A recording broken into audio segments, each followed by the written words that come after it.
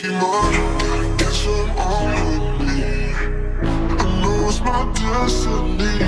Pokemon, oh, you're my best friend. In a world we must defend. Hey guys, welcome back to the Dragon Guide. Welcome back to part 6 of What If Ash Fully Evolved All His Pokemon.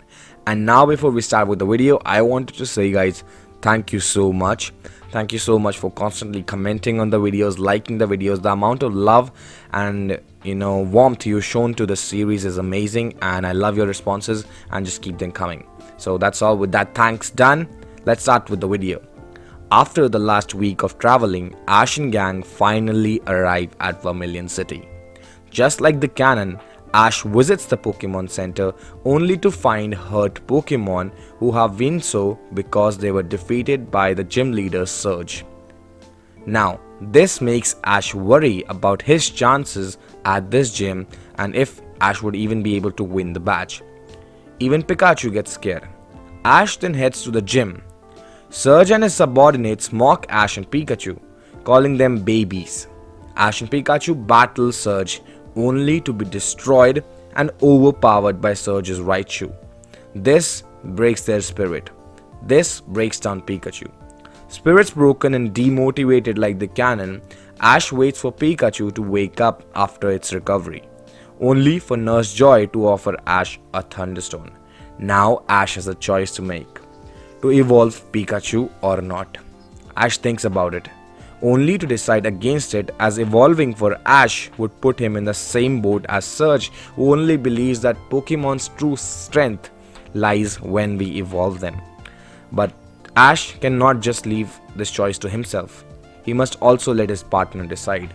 Now, then Ash, thinking about Pikachu, leaves the final choice if it wants to evolve or if it should evolve to Pikachu and only Pikachu.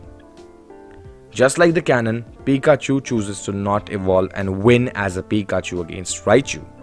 This is when Ash decides to train with Pikachu for the next few days. The same night as a defeat, Ash, Brock and Misty are discussing as to why Ash could have lost the battle. Brock tells Ash to focus on Pikachu's speed instead of power. So Ash thinks about it and Brock says Surge might have not waited at all to evolve its Pikachu into a Raichu, giving him a certain disadvantage against speed moves which it was never able to learn because it directly evolved into a Raichu at the start. This starts to make sense to Ash, and for day 1 he has a plan in his mind. Ash asks Pikachu to utilize half the day on focusing to learn Dig from Onix, as it would give it a super effective move against Raichu. Brock, on Ash's request and his will to help Pikachu win himself, agrees. Meanwhile, for the second half of the day, Ash asks Misty, more like requests Misty, to teach Pikachu Swift with the help of Staryu. Even Misty agrees, even though she does not really love Ash most of the times in the series and finds him really annoying. Even she agrees because that's how deeply she cares about Pikachu too. Day 1 of constant training ends. Ash is happy with the results, but there is more work to do.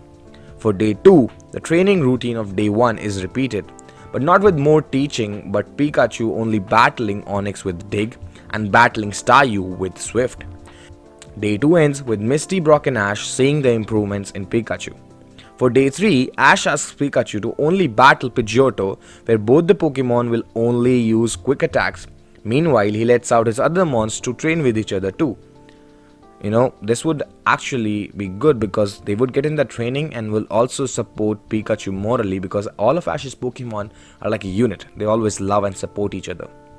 Now, with training now over, Ash the next morning heads to the gym after all his Pokemon are healed and challenges Surge.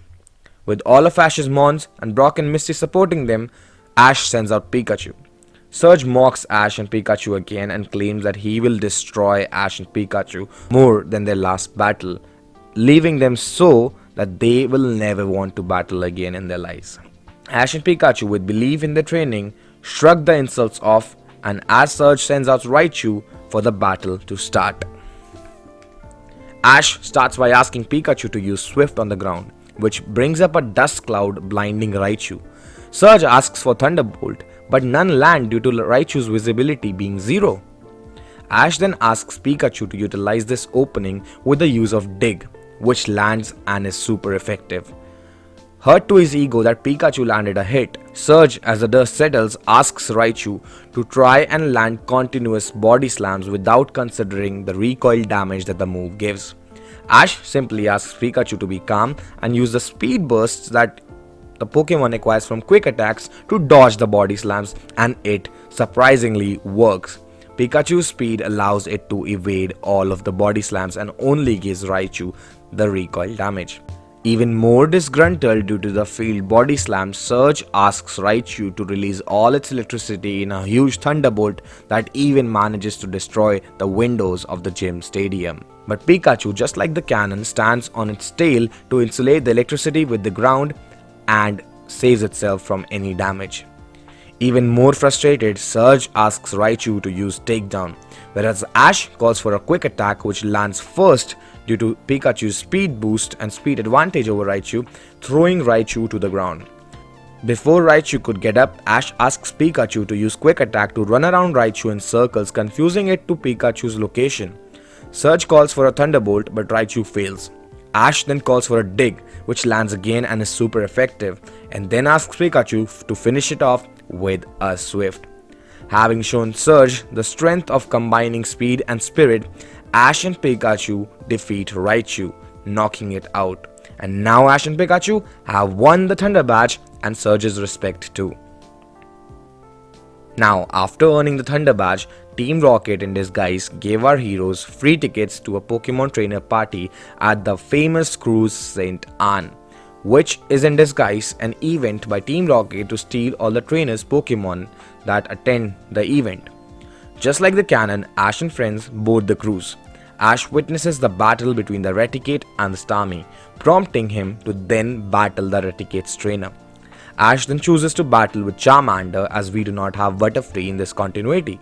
Raticate uses Hyper Fang, which Charmander tanks, and Ash calls for a flamethrower, which causes a burn and is effective. Charmander then follows it with a bite. Raticate is weakened and hurt more by the burn. Before Ash can finish it off with a quick Ember, the trainer recalls Raticate, claiming that the battle was a draw.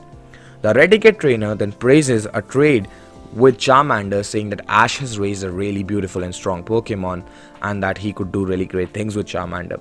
Ash, clearly with his love and affection and attachment to Charmander, denies. James, like the cannon, still buys the Magikarp that you see him buying. Team Rocket's plan, like the cannon, goes into motion only to fail, but this could only happen due to Ash fighting back against Team Rocket using Pidgeotto, Pikachu and Charmander. This prompts other trainers to battle and defeat Team Rocket. Like the cannon, the ship sails into a storm and then sinks, eventually as our heroes and Team Rocket get knocked out unconscious.